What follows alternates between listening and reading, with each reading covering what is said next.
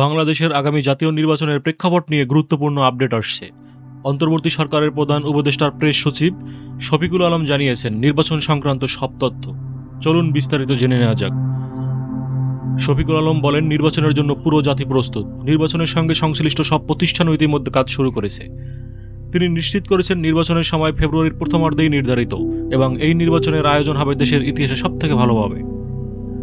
আজ শুক্রবার সকাল 10টায় মাগুরার নবডাঙ্গা নদী ব্রিজ সংলগ্ন জুলাই শহীদ স্মৃতিস্তম্ভে শ্রদ্ধা নিবেদন শেষে তিনি এসব মন্তব্য করেন।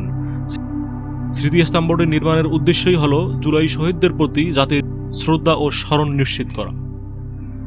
নির্বাচনে আওয়ামী লীগের অংশগ্রহণ সম্পর্কে প্রেস সচিব জানিয়েছেন, গুম ও হত্যার সঙ্গে জড়িত থাকার কারণে আওয়ামী লীগের আগামী জাতীয় নির্বাচনে অংশ নেওয়ার সুযোগ নেই। না ভোট এ প্রসঙ্গে তিনি বলেন, যদি কোথাও একজন প্রার্থী থাকে তবে সেখানে না ভোট হবে। এটি আরপিওতে উল্লেখ আছে, ফলে বিনা প্রতিদ্বন্দ্বিতায় আর কারো নির্বাচিত হওয়ার সুযোগ নেই।